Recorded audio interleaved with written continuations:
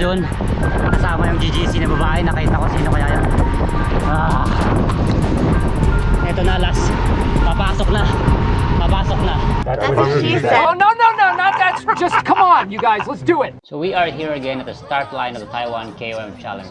The best edition I've ever had since 2019. So yes, we are about to start, and there are around 776 participants on this event. 120 is from the Philippines, and most of the people that came here are from Cebu. Shout out to all of them. This year also marks the most female registrant on the category. There are 90 female who registered from 37 countries. Among the favorites in the female category are our very own Jermaine Prado, our national road race champion currently, Kim Bonilla, the under-23 time trial, and Angelica Altamarino. She is also one of our national champion in the Philippines in what category? I forgot. I'm sorry, Angelica. Comment down below what category are you. And among the men are also road race national champion Jonel Carcueva is in this group. They are in front group elite. They are separated by just a little line on the neutral zone. There you can see the white line. But actually after this, there is an 18.5 kilometer neutral zone wherein you can just find any position where you want to ride. The favorites on the men's side are Simon Yates and Jesus David Peña of Jayco Alula, who are also invited by Giant because they are one of the main sponsors of this event. We have with us also Martin Papanov, the Bulgarian national champion, and we have also Christian Trenchev, who was second place in the previous edition, and Benjamin Dibol of Victoire Hiroshima, who is currently riding in a UCI Asia Tour in Japan. He just came up fresh from a race like 2 days ago before coming into this Taiwan KOM. And he is also one of the favorites to win this race. In the neutral zone, in the start line, I started way back. That is a wrong move from me because I have to really now chase to go in front. From last year's edition, I was at least in the front or position, but this time I'm not. So I have to chase. Let's see what I have to say.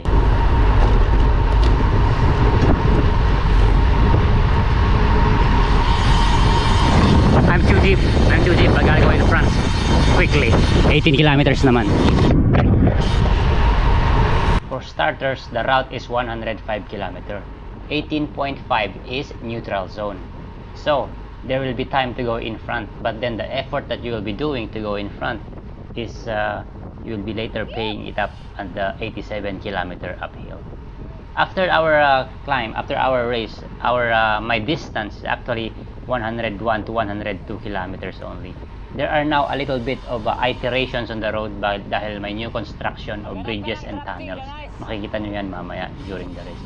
So as you can see, I am pushing 300 to 400 watts, but just going in front on this part. As I can see in front, it stretched out na agad. Dahil ang aming speed sa neutral zone ay 30 to 35 kilometers per hour only. It is a what we call controlled pace. But then if you are at the back, you will be riding around 40 to 50 kilometers per hour just to go in front. As you can hear from the rushing of me going in front, the rushing of me. Ano. Thank goodness the commissar was late. I'm now at his back. At around 3 kilometers into the neutral race, the commissioner number 1 was late because they were at the start doing the gun start, you know, the pulling the gun, bang bang bang. So now they are late to go in front. So they are trying to go inside the peloton and get in the front. So it was an advantage for me to be behind him being drafted because I really wanted to go in front. I don't want to be on the nervous peloton inside the bunch kasi delikado yun. So as you can see, I am moving up very quick right now because I am getting the benefit of the draft from this commissioner, the commissar. Thank you so much, Mr. Commissar, for being late. Now I have moved up to a lot of position. So actually at this point, I'm around now on the around 10th position. I can now see the front group, and we have with us Miss Cayenne from Dubai. I am riding the Specialized bike, and Carla, the videographer of GZN. And as you can see there, Brighton rider Miss Sheng Xin 2000 22 winner, yung short version. There you go. As you can see, I am now in front. So advantage talaga na nandyan yung commissioner car kasi nakaharap na ako. As you can see now, the pace in front is very slow, di ba? Pero pag nasa likod ka, you'll be having a hard time to go in front. Thank you, commissioner. Now I can relax. It was just a motorcycle na nag-guide sa amin mula noong neutral zone, yung start ng neutral zone. So right now, nagbubusina pa rin yung komisar dyan. Ayaw palusutin ng mga riders. They don't know, or I don't know.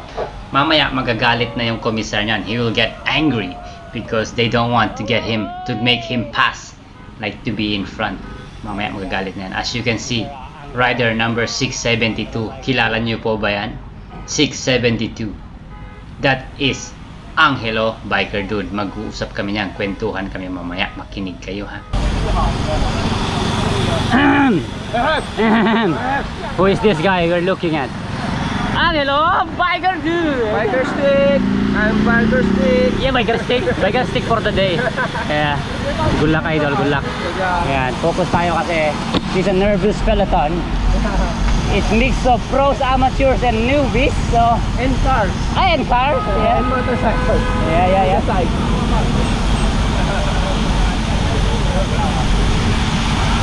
Ayaw palusutin yung number 1 komisar. Oo nga eh. Wala siyang pantay sa taas eh. Wala siyang tawag dito. Yan! Yan! Lumabas ka! Yan! From the Pilipinas yan!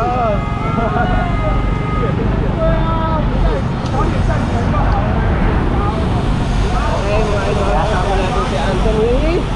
Serious face. Serious face tayo ngayon. Serious. A-race natin to. Yeah. So yeah, we gotta focus ka muna. 4 hours kaya mo? No! 30! 4 hours 30. 4:30. Yeah. Yun ang dati mo eh. 34. I have to beat 4 minutes. Yan. Focus lang tayo. Okay. Ayan. Good luck. See you there. He told you it's a nervous peloton. Nervous peloton. Benjamin! Hey, what's up, man? You got this. Always dream. Twice. Yosin. Twice na nag-second. So he wants to get this. But then every year, some big pros comes. It's gonna be harder. Pero, hey, Benjamin Dibble rode for Quebeca World Tour for a year. Yeah, he rode for a year in Quebeca. I remember. Magpapaharap siya. Naka-aero bike siya ngayon yung latest ng BMC. We are very far from the front, around 28th layer. We gotta go fast in front for a bit more. Harap pa ng konti. Si Jermin nasa harap. And Mr. Edimar Pulido. Pangalan pa lang, apelyido pa lang, Pulido.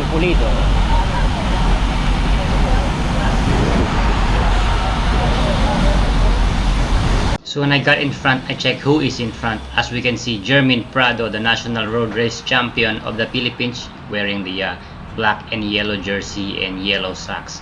She's now in front. That is a good position to be at, especially in a very compact peloton of 770 riders, newbie, pro, and amateurs. So here we go. So that is one of the Thai competitors. There are 37 countries who are registered on this event, so I am narrating it in English so that some of the participants who will be watching this, or people that haven't participated yet, will see how is the experience that is narrated by me. So there you go, one of the Jayco Alula riders, but the M55 category, one of the managers riding in front of me. At this point, there's only 3 kilometers remaining into the neutral zone, and then we will be starting the race. For the pros and for the participants that have done this race, they know that it is very important to be in the front, especially when the neutral kilometer is about to be finished. And it will be a nervous one because look at this, jam-packed. And there will be a pinch point after the neutral zone, which is a very small bridge that is going to be only accommodate or 2 to 5 riders at a time. Then this happened at the last kilometer of the neutral zone.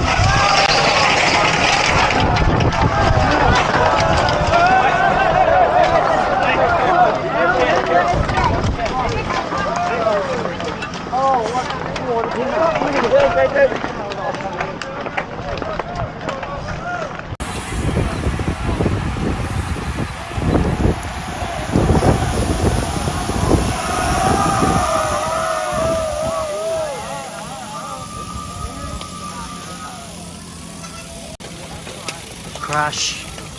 Crash.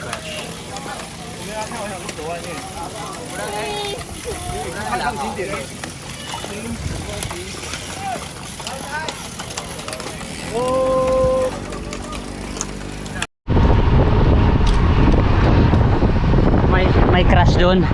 Kasama yung GGC na babae. Nakita ko sino kaya yan. Ito na, last. Papasok na. I was fortunate enough to be on the right side of the road when the crash happened. I saw Simon Yates was also not on the floor. He said he stopped, but then some guys were not paying attention and crashed onto him. I also saw Christian Trencheb, and I think that was Karen Manayon of GGC, and some other prominent riders who are part of the crash. And I think, into the account of other people, please tell me if you're part of the crash. Giant Bicycle Facebook page, the Chinese one, posted a video showing Simon Yates' bicycle, a rear stay crack, and he still rode the bike all the way to the top. That was so scary. As you can see later, this is a pinch point, okay? Very small entrance. Watch out. Okay, thank you. Watch out, everyone! In this video, when we enter the start of the race, you can see him going down. He didn't check it actually, like literally check everything. He was chasing. He was left behind now and maybe trying to wait for the team car, but he said there's too much people to wait for the team car, and he doesn't want to be riding hard to go in front. So check out the video where they have an interview with him.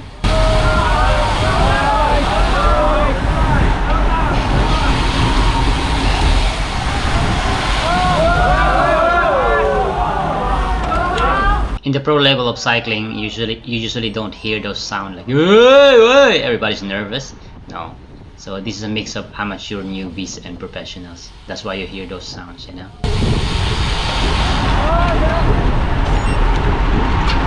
Bate! Go on! At this point in the bridge is now 100 meters before the start of the race, the official start. So let's hear the sights and sound.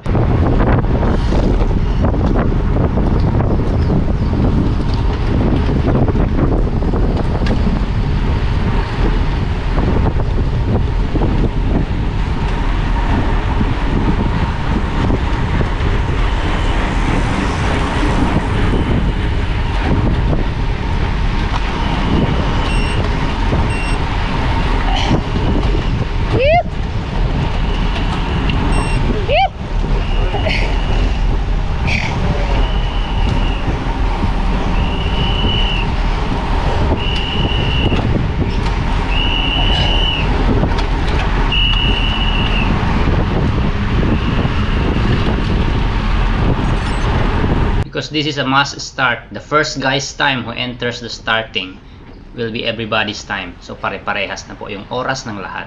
If we enter it at 6 o'clock 43 minutes, the last guy will also have a 6 hours 43 minutes starting time.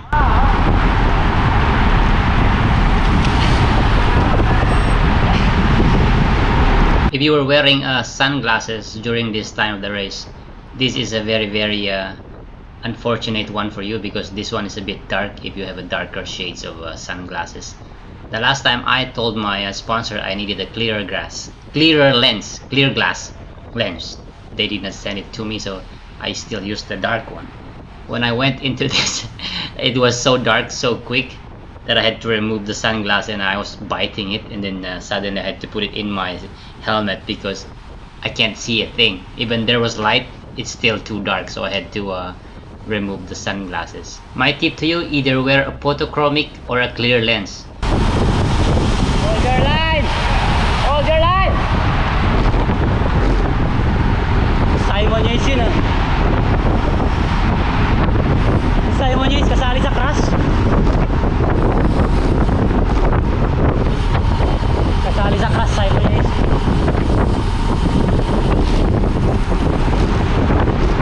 I was trying to say hold your line dun sa mga ibang riders, kasi yung iba kung saan pumapasok, pakaliwa, pakanan, para makadikit, maitutok lamang. So nakita nyo yun si Simon Yates kanina, kasali sa crash, diba? Ayan, naghahabol na sila. Kawawa naman siya. Dahil ang alam ko, sana kaya niyang manalo. Sabi niya dun sa interview, panoorin nyo na lang kung anong nangyari, okay? So we are here in this tunnel. Yung tunnel na ito kanina, bago lalabas, ayan, dalawa yan. One lane lang kanina yan, yung isa. Pwede sana dun sa kabila, pero yung iba, gusto ng one line para makapag-drop ting ba. They want to drop, so they were trying to like find people to hide onto the wind. The pace is really high at this point now because it's now stretched out. Everybody wants to go in front. Everybody wants to save some energy. This part of the race already is very high. I look at that. Everybody's now trying to control. Me too. I still managed to look at my watch at this point, my power. I don't want to go too hard too early because I know from my past experience I blew up the last time I did that. So this time I'm just gonna control my power. But look at this, that is the long line as you can see. Front group pa rin tayo.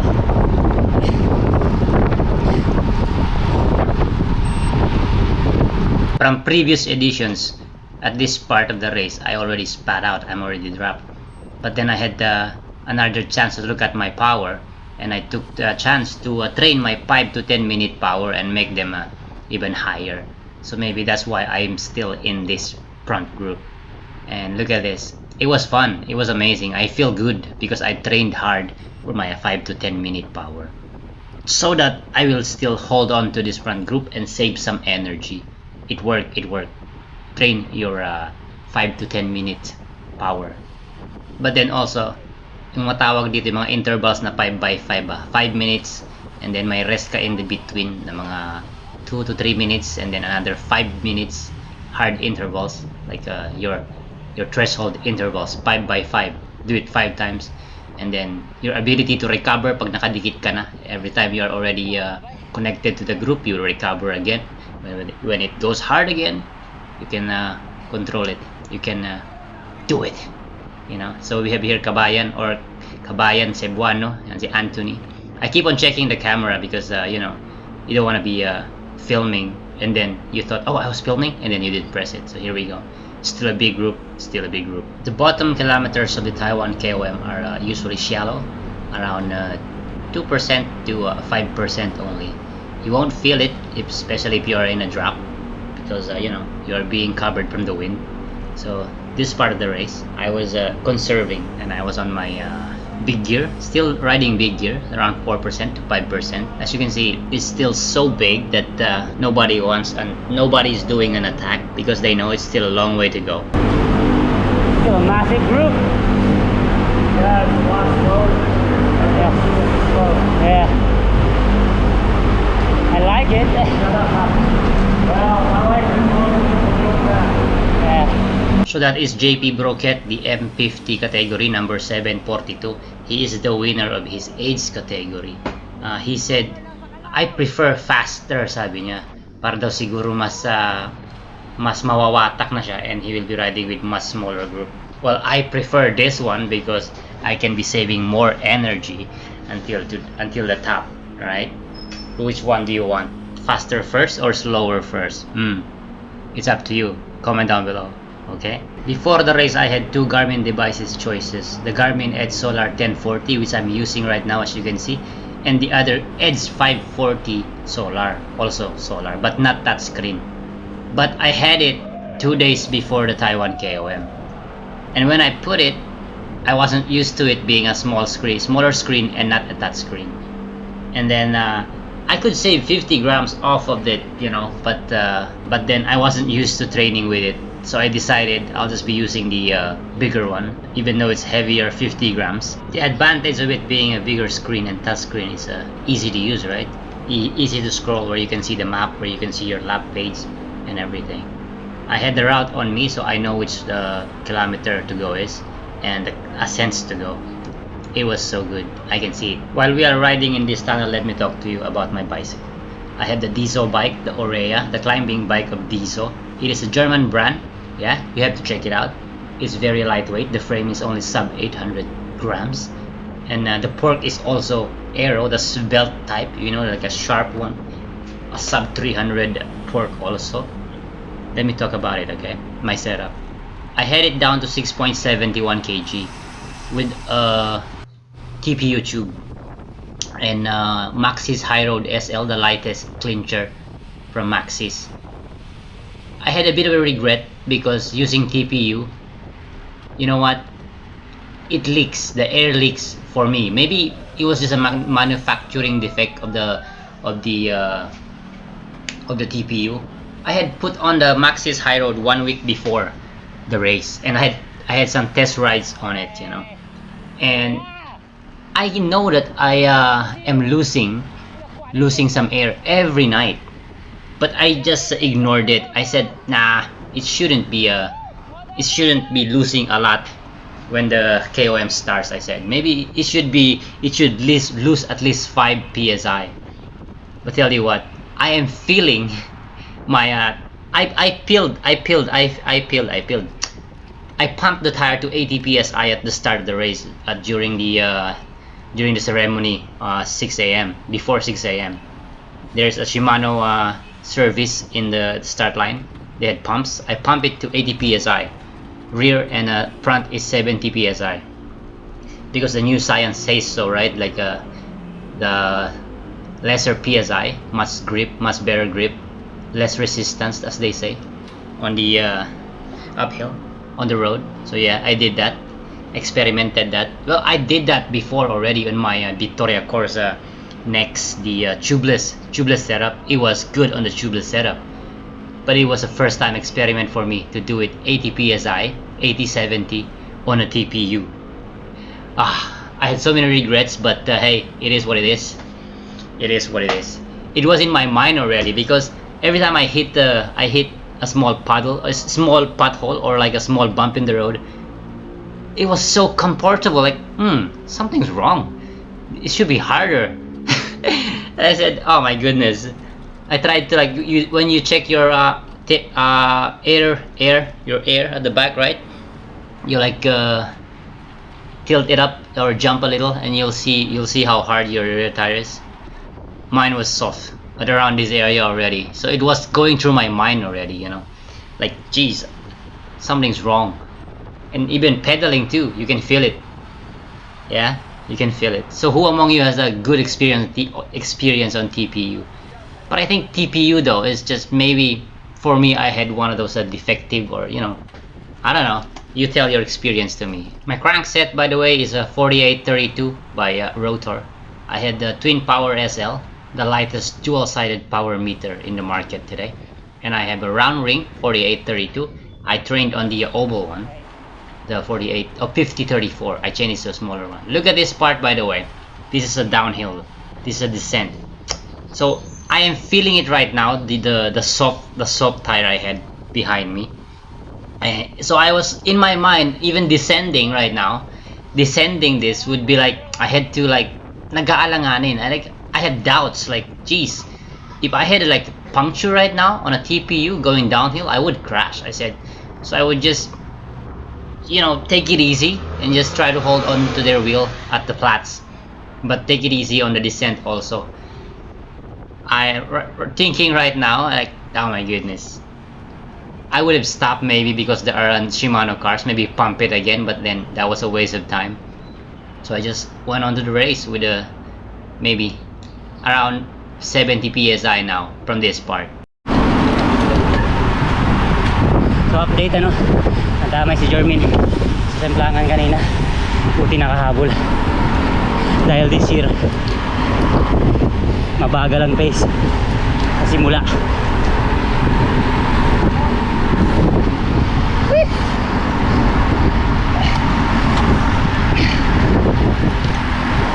So, nakaharap na siya. So as I said, that lady from the start a while ago, the road race national champion of the Philippines women, Jermin Prado, he was part of the crash din pala.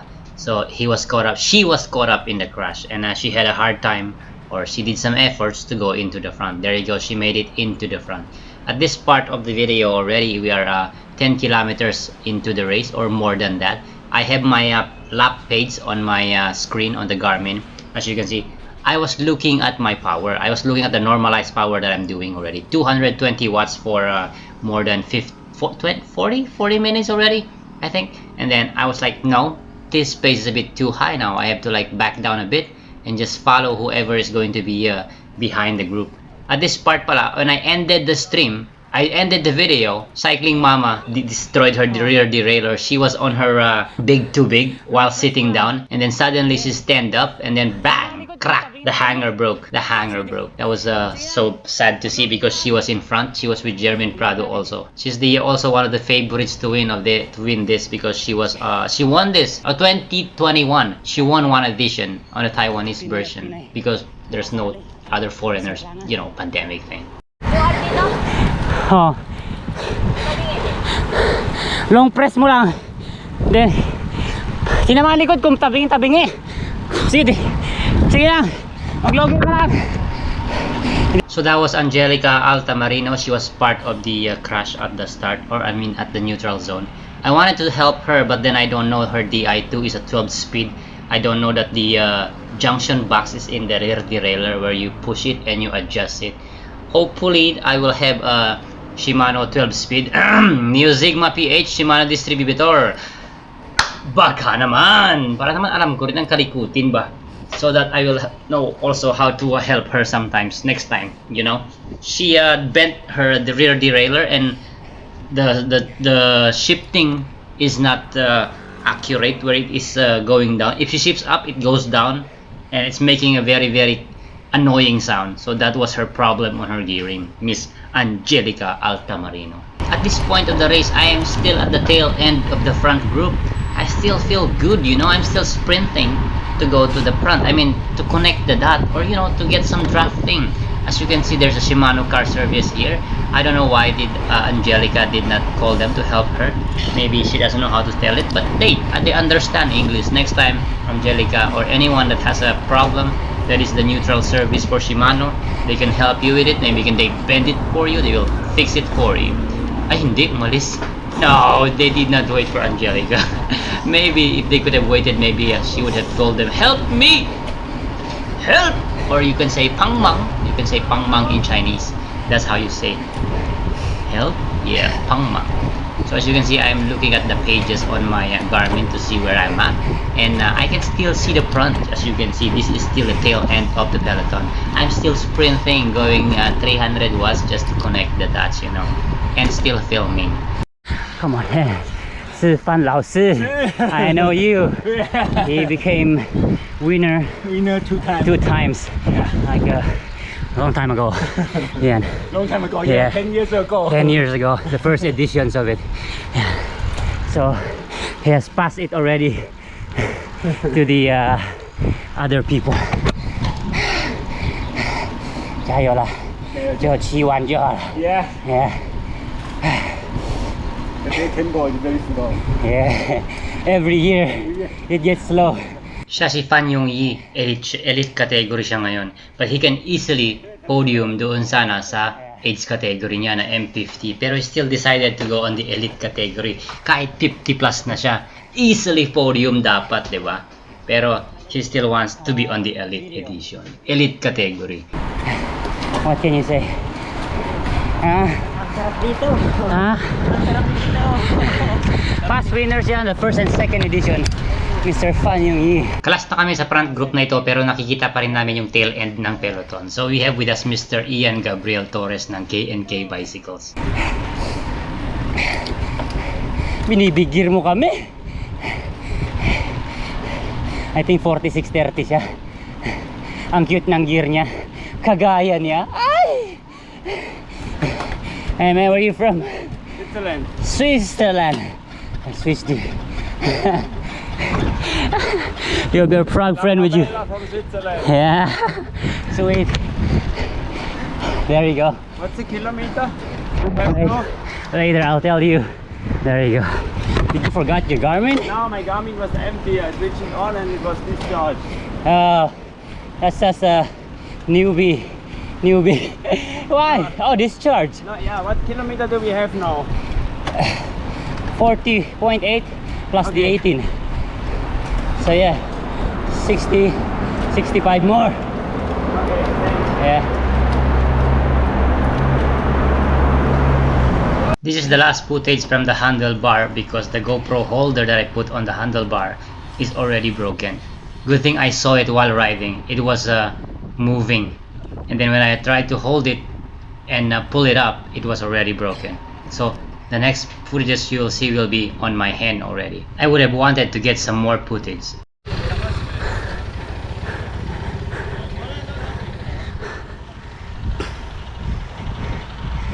38k into the race, nakaiwan na ako sa front group.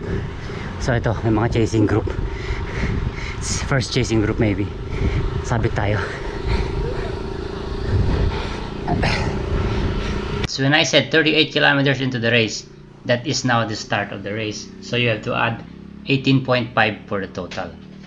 So when I say chasing group, first chasing group, the peloton was already bits to pieces, grind to bits to pieces. Ano ba?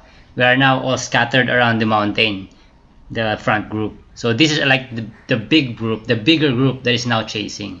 So we have with us the Yoho team bike, which is a bit of a medyo controversial daw ito dahil tingnan naman ninyo magka-jersey sila, hinahatak na. I'm now speaking Tagalog, but in English it's clearly stated in one of the rules that you are not supposed to deliberately pull your teammate. You're not allowed to pull your female teammate deliberately, you know, not supposed to be. And as you can see, they are wearing the same jersey. They are teammate, and kilala ko po sila. I know them personally. That lady is one of the ex-sea rider, mountain bike, and the guy is I've been riding with him before, group rides. They're strong. As you can see, he was pulling around 200 plus watts to 400, and I cannot hold it. I was just filming them, and as I said, I will just let them go and I will stay behind because I will try to conserve some energy. On the third position, by the way, is the last year's winner, this shortened version, Xin Shi, the Brighton rider, and then followed another by a podium girl. Both of them are last year's winner. So this is the only footage that I got from them. The girls are pulling us too. That's insane. That's true. Yeah, I like that. Yeah, I like that. Yeah. Because you can see the camera is really gonna go down if I film some more. I was trying to film. I was trying to feel how the GoPro would hold, because I'm scared that if I drop this on the clips, there will be no videos to edit. You know, there will be no videos to edit. So that's our guy, Mr. French dude, the orange stripe. He's also with me with the Taiwan KOM 2022. Even though we have a motorcycle escort, part of the Marshall team in this group, he wasn't telling them, hey, do not be in front with the guy. I think they know that they are being pulled, but they are ignoring it, the rule. But yeah, who cares? Next time, next year, we know it. We bring our friends. Let's make them, let's pull our friends, our female friends, okay? Kung hindi man lang nila i-consider yung rule na yun, let's just make everybody pull everyone. Even if it's female, male, teammate, not teammate, let's pull everybody, help each other, win the prize money. Because the prize pool is for this, the female overall category, 1 to 6 is big. The first prize is 100 NT, 100,000. Second is 50, 40, 30, and then 20, and then 10. So right now they are making the pace a bit higher. When the guy pulling went in front, he did a little attack. He added some pace to the group. Brighton lady tried to get on his wheel, but her teammate, the other girl, the guy's teammate, cannot hold the wheel. So Brighton lady hold the guy's wheel, and suddenly, slowly by slowly, bit by bit, the lady, the teammate, was being dropped. At this point, I was now dropped from that group that I had, the ladies group. And thank you so much to Mr. Rudy Roque and Mr. Raymond Legaspi. We have now our support group, motorcycle. We have now known the rules that we are allowed to be in the inside the peloton, but no dynamic feeding. Dynamic feeding means you cannot give foods or sustenance to riders while moving. There are certain points that you can stop, the feed zones, and then give them the food. What was I saying here? Just listen to me. Buti na lang, meron kaming motor support team car press ng PC City, tsaka si Rudy Roque. pinahiraman ng motor. Okay, solo na ulit ako dito. Mag pacing lang ako. 39 kilometers to go. Oras natin 8:46. Ang target time ko is 8:20, 8:30, 11:20, 11:30 para ma-break ko sarili kong time. Okay, I'm just gonna pace this climb, beat my own record. Okay, alright. Booster tayo sa last 10k mamaya. Meron tayo niyan. Nasa side pocket.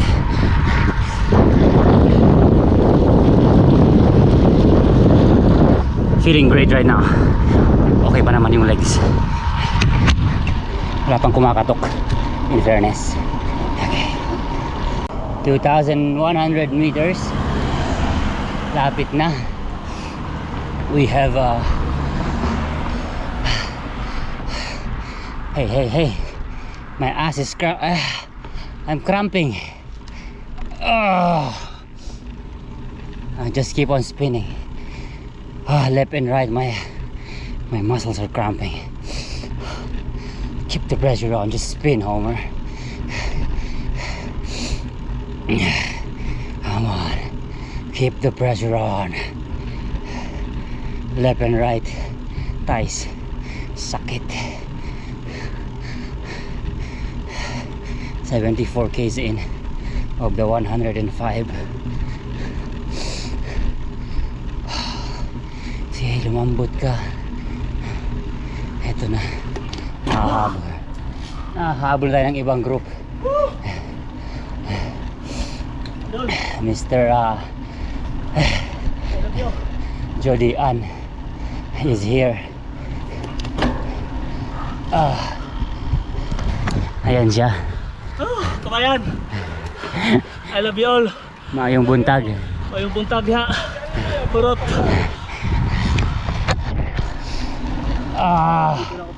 I'm cramping, man. Left and right, it's coming. Nagka-cramps na ba? Ako, lapit na. Lakas yun eh. Hindi ata.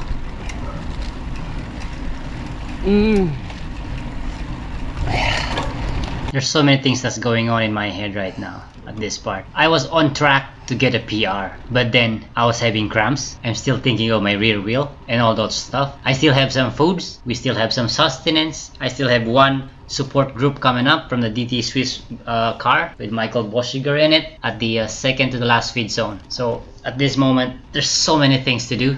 I should still pace it or what? I still find a group or what? So good thing I had this group. I was with them for quite a bit of the ride. Maybe around 5Ks into the ride I was riding with them, but not on a close pace. Look at him, Jodian. He's so strong that day. Mr. Jodian is a Bisaya. Maayong buntag diha. Good morning everybody. That's what he said. Still having fun. He is having fun. He's still new to cycling. Around I think 2 years into it, and look at him getting away from me. Very strong. He had a good training. We had so many big mountains to train here in Taiwan, and they had many times to train on it. My strategy for this race was to hold onto the first group for as long as I can, and then when I get dropped, try to find people to ride with again. So this is now like my third group to ride with after being dropped. There we go. There's 5 of us in it.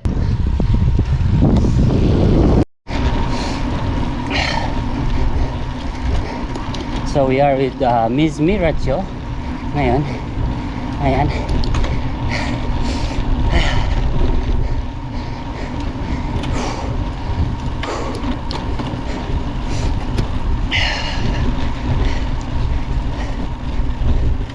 She has a dinner plate. 36是不是？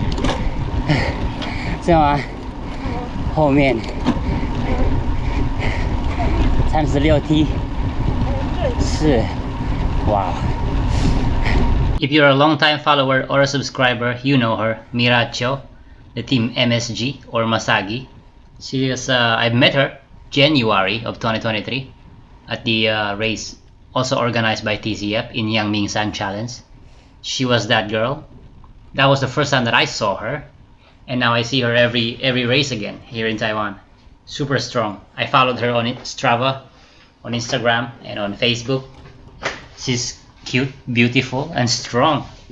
That's all the characteristic that you, I think, wanted to, right? Maybe you do you think so?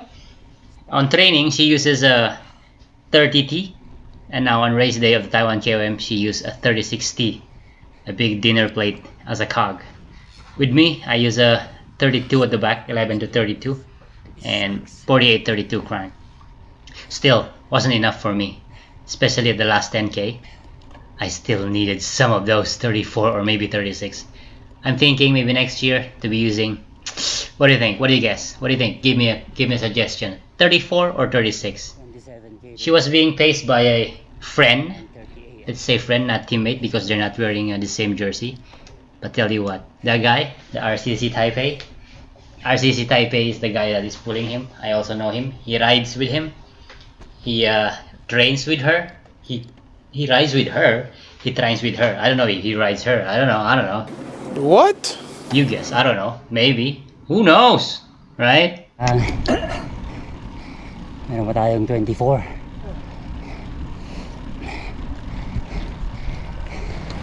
Sa MB55 si sir. Ang galing. Kalakas mo dong. Come on. Fishing lang tayo sir. Last 15K. Napakahirap. Along the road with 24 kilometers to go, I met with Mr. Nilo Barbalose from Cebu, 56 years old. He's still doing great, man. I caught up to him, but then he caught up to me afterwards. He told me at the finish line he was thanking me because I warned him about the last 15 to 10K. 10 to 15 kilometers is the hardest, and save some more. Ilang taon na kayo sir? 56. Jesus, Homer is being beaten right now. I'm 38.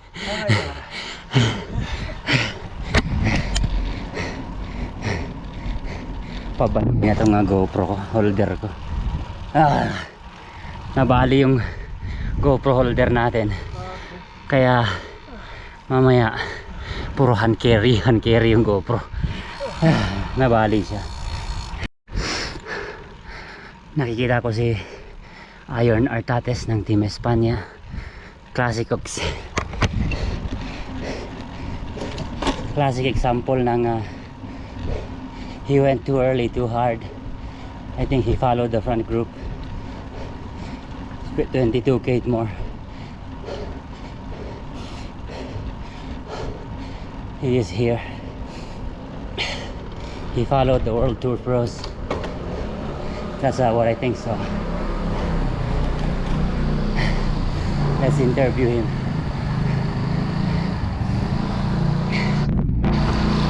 What happened there, Roy? Went too early, too hard also, huh?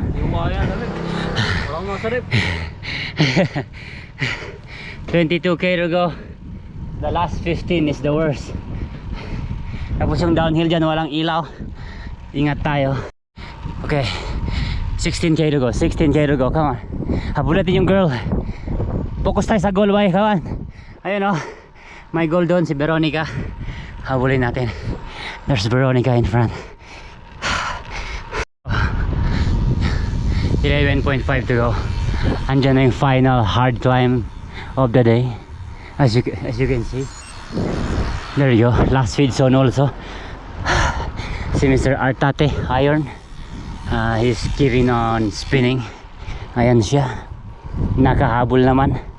Ito na sir, ang pinakamalupit na climb. The last 10K averages 8% and some of the hardest gradient ever. Okay, i-pacing ko na to. Go. Last 10K. Nakasali ka ba sa emplahan kanina? Parang ano? Masakit yung right foot ko. Oh my goodness.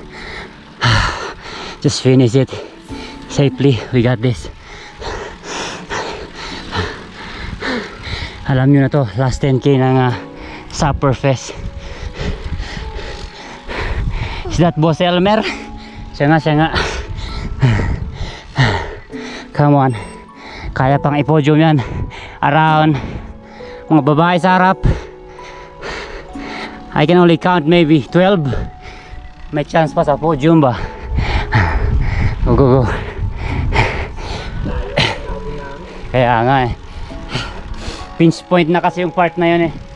Kaya dapat alert na lahat. Timplahan, sabay nung dumikit kami ulit. Malaglag naman yung kadena.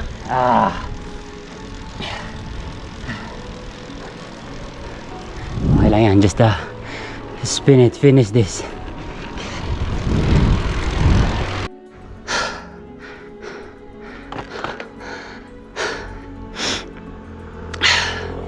$9.5K to go. 9.5. And now I'm suffering. PM mo si Marcelo, habulin niya ako, dali. Hindi ko pwede bumaba, inarang kami. I-PM. Yeah, PM. Come on, PM him. Okay, private message na lang.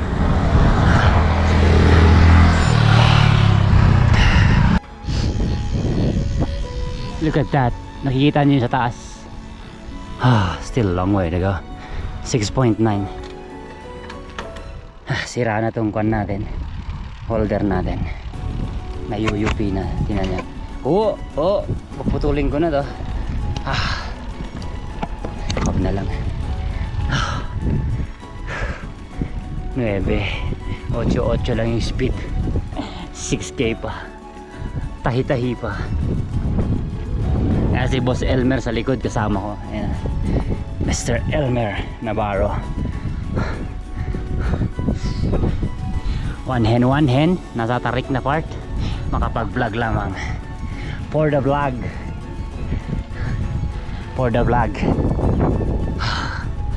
My goodness, sakit na ng legs ko. Lamig pa. Sige, bante lang tayo.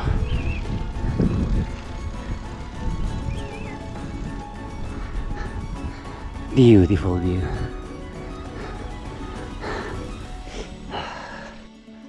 Massive respect to all cycling creators, cycling influencers who have joined this race and made a video out of it. This one is hard, especially if you are talking, climbing, and focused on other things, you know, making a video and all sorts. This was me now.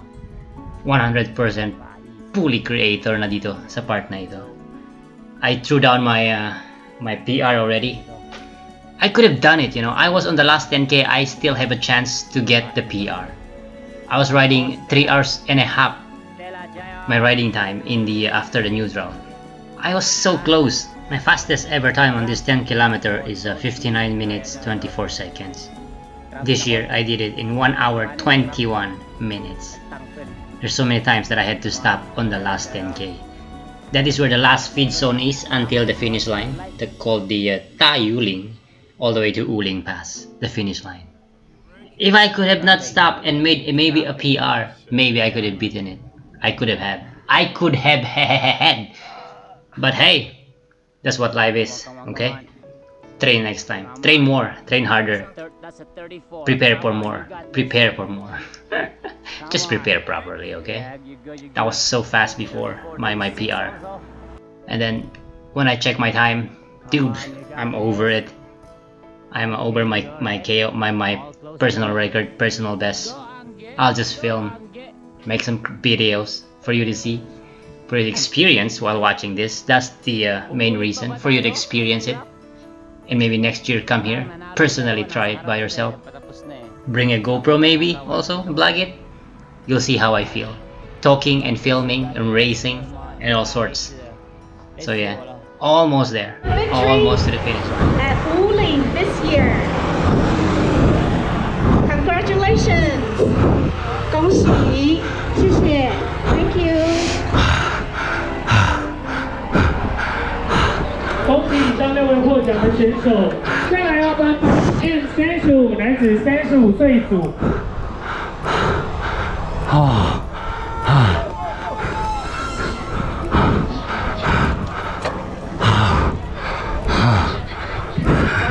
Your opponent from USA.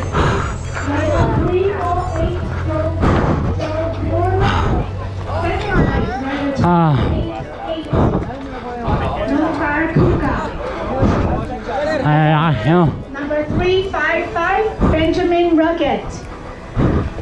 Ah, Rider 352, Alexandra Imperatori. 5th place, Rider 384, Oliver How did you do? Bridgewood. 第6名周 hey! 我们请 Dream 上 come 台 true, right? You've always been second for so long. So after I finished, immediately I saw this guy, Benjamin D-Ball, and I had to ask who won, and he said, I won, first place. Like Drew, right? Diba? I knew it was him. Favorites. He did it the second time. I mean, he was second place so many times before, I told you already. Congratulations to him, yeah. Congratulations to all the Filipinos that are a finisher of this race. Even if you are a sweeper, you've been taken by the broom wagon, no worries, come back next year, finish it, complete it, get that cutoff time maybe, or even higher, get a PR. Yeah, to all the supporters that were on the side of the road, giving us water. Everyone, thank you so much. And yeah, that is the end of the race. It was so cold at the top, around 3 degrees, the coldest, according to my Garmin Forerunner. Yeah, so he was trying to ask if I should get the 500 if I give him the chip, and I said no. It's no worries. I am free actually. I was registered free on here as an ambassador. So there you go, Mr. Anthony Adanik. He was in front of me too, and by Mr. Jonel Carcueva, Ray Sanchez. These are the guys that made it quicker than me. Ray Sanchez, I think, is 4 hours 11, and Jonel Carcueva 3 hours 49. And Alanik, I think, is 4 hours something also, which is amazing for a first try, first timer. Crazy climb. He said, bye. Gusto kong ulitin. He said that immediately to me. He wants to try it again. Also, Mr. Carcueva, he was riding a Shimano wheel set, heavy one. Their training wheel set. Next time, bye. Ayusin mo na ang setup mo for the KOM. Wag mong basta-bastahin ang KOM. It is something special. It is a special climb. His gearing was also a 5440, which is not preferably used for the KOM. Usually 5236 yung mga pro, yan ang ginagamit nila. Nibali that time was also on 5236. See? Mr. Nibali. Hindi nakinig sa akin si Mr. Carcueva. So next time he said, dude, I will try 5630. 5236 pala. 5236. And I will keep my 34 at the back, sabi niya. So by the time I finished, here we have Mr. Joel Brunner of the M35 category. Sila yung category ko, supposedly. I finished 42nd on age category and 100 plus, or I don't know, 100 plus. You can check the result. There we go. I was so enthusiastic to see him, Mr. Joel Brunner. Yan, grabe. He's such a very humble person nga pala. He's on YouTube. You can find him, Joel Brunner, Brunner. Very enthusiastic person and cyclist. Magakas siyang mag-cycling, but he doesn't make cycling content. He makes food content in Thailand. He's fluent in Thailand also. It was his first time to race a Taiwan KOM. It was amazing, right? He won his age category, and he was even riding with the pros. His finish time is 3 hours 39. You know, he was well prepared for this race. He trained so hard for this race. I follow him on Strava. I see his big rides every week. His weekly, I think, elevation gain is around 10 to 12,000 meters of climbing leading up to this race. He was riding on a rim brake too, a Pinarello F12. But I still prefer the disc brake because on the descent, which I did not film, it was so useful. I wasn't pressing hard on the brake because I was using a disc brake. The descent is a 2.2 kilometer. It was so cold though. I was not wearing any gloves, but in my heart, I was in heat. I was heating up. So this is, by the way, the Team Opusland, who also got so many podiums on their age categories. Congratulations to everyone, really. This is the last of the video. This is the last clip I had because I had to live stream everything on my phone. If you want to see the behind the scenes of everything of this, it's all on my Facebook page. You can watch all of it. Thank you so much and keep on supporting me. Peace!